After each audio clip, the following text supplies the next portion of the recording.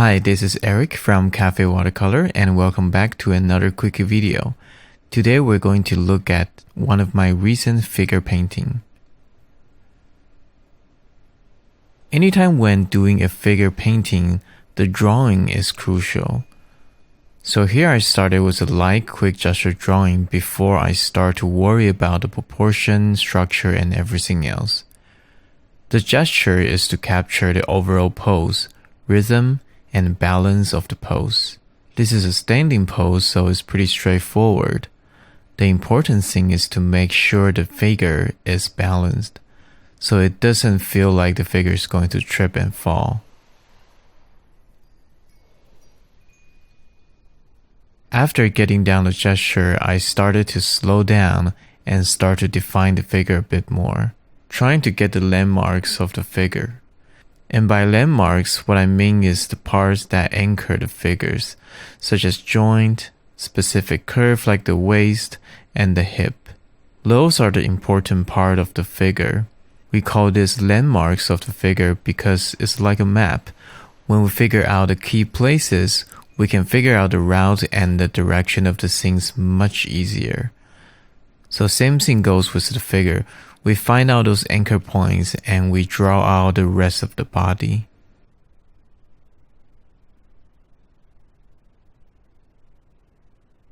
When it comes to drawing, I am definitely not a natural, so I often spend quite a bit of time and you see me erasing and redraw, especially when it comes to portrait and figure, because I really need to get things correct. And even that, sometimes I still make proportional error and it becomes very frustrating, especially when I consider the painting itself is a success, but because of some of the fundamental errors, the painting looks weird. So that's why drawing is very, very important.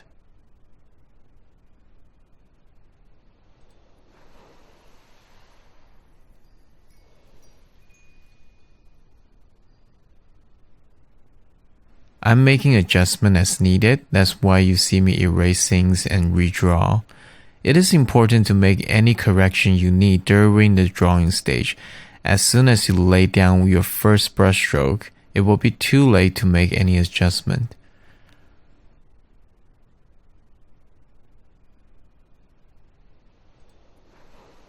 After erase some of the lighter pencil marks, the drawing is finished. And on to the first wash.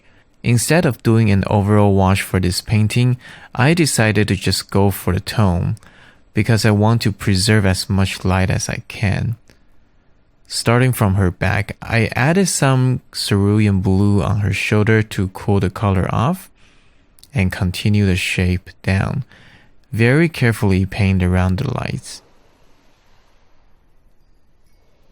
I feel watercolor is a beautiful medium for figure because the translucent nature of it. And if you think about it, human skin is a bit translucent and it also absorbs light, and that translates beautifully with watercolor. And I used to think watercolor is to paint the shadow and preserve the light. And that is true in a certain aspect, but then I realized that I'm not so much as paint away the light as much as I'm painting the color of the light. If we really look at her, even though part of her is darker because it's not hit by the direct light, it is still catching the surrounding ambient light. So it's not completely in the shadow, it's just different light intensity and color. And that changes the way I think when I paint portrait and figure. It helps me to not paint things too dark. There are a few areas that are really occluded, such as armpit and the hip area where her hand is rested on, but these are the few areas that really need some punches. The rest of her is mostly in the light. So we're painting the color of the light rather than just painting shadows and paint the light away. So even when there's places that still has tonal value, think about light. Watercolor to me is all about light. How the light penetrates the translucent paint and hits the white of the paper and give that luminosity. I also did the first wash of the hair. I like to play with the color a bit more with the hair, so the first thing I do when painting hair is to throw in some vivid blue, in this case a cobalt blue. That will help me to loosen up when painting hair color. She has this beautiful red hair, but if I paint the whole hair same color, it's going to look too hot and boring. So I think some blue shades will make it look better. Now that the first wash is dry, I can start to lay another wash on it. There are some areas that need to be a little bit darker and more intense. That's the goal for the second wash. And if you notice as I paint, I soften some edges with clean damp brush. Make sure your brush is not too wet, otherwise the water will run and will wash off what you painted. But also remember not to soften all the edges, otherwise the painting will look too mushy. Even though you might not see any hard edges of the transitional tone for the skin, you should still think about edge treatment. As an artist, I believe it's our job to make our own decision in our own painting, rather than just copy the photo. Now I'm moving down to her hip area. There's some muscle structures and a little bit of value differences can really show a lot. We're painting on a 2D flat surface, and the way we make things pops out as it is three-dimensional is to use value to give that optical illusion of the form changing. So a little value changes of the muscle on the hip area, it shows the turning of the form.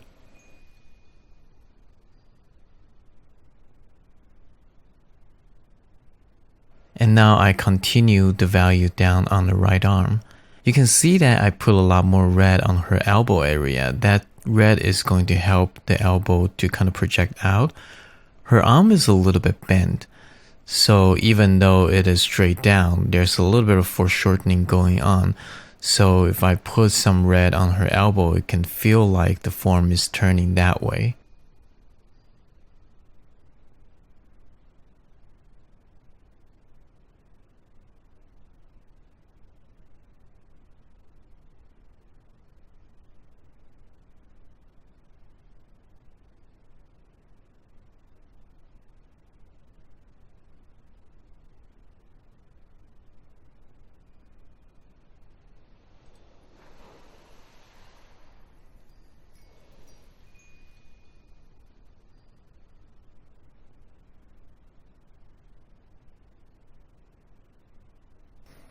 Some really dark occlusion because her right hand is resting on her right hip and her right thigh. So I start out with some really dark value and then bring that wash down. So it got this really nice, dark, soft transition.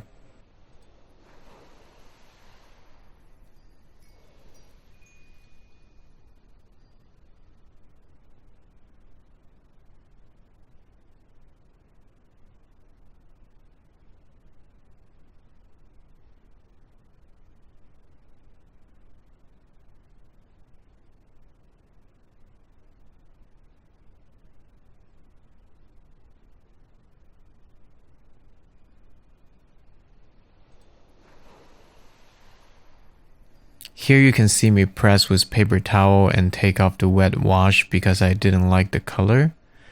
That's definitely something you can do when you are painting.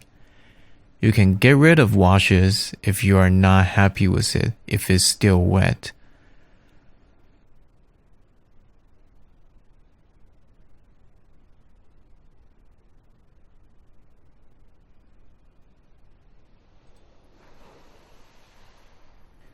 And here I start to hit those dark areas that's occluded.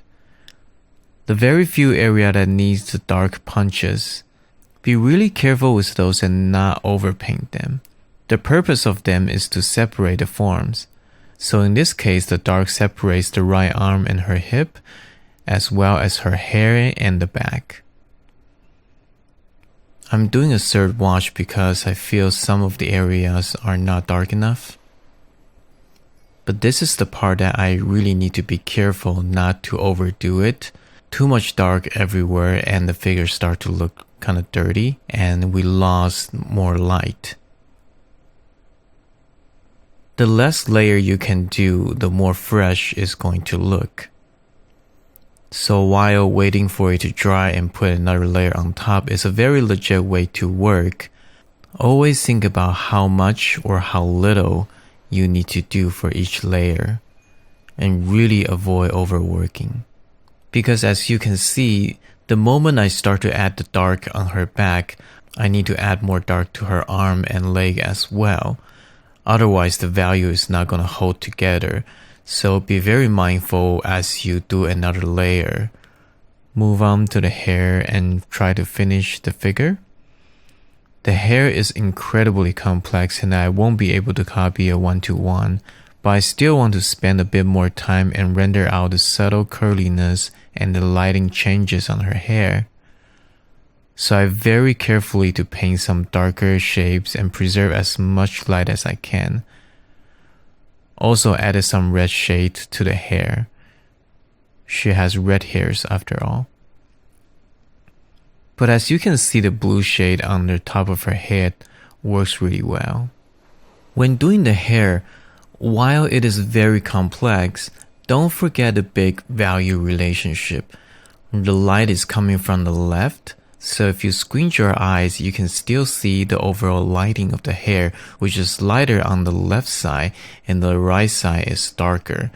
And all the details on the left, the little hair shadow and things like that, those are just to give you the sense of volume. It's a different surface texture of the skin. I've been ignoring the clothes, so I started to do the first wash on it just to get started.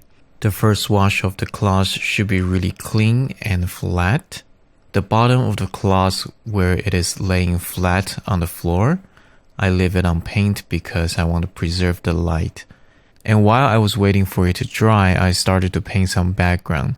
The purpose of the background is to enhance the silhouette of the figure, so as soon as I paint the blue on her left, she just pops out of the page, and we get some more sense of the space.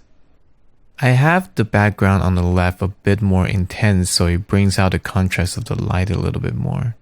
I tend to use a cooler blue color for the background because I want to contrast the light and the warmth of the skin tone. And make sure the background is a little bit darker as it gets close to the figure, and you fade it out with clean water, so it sort of have this sense of vignette.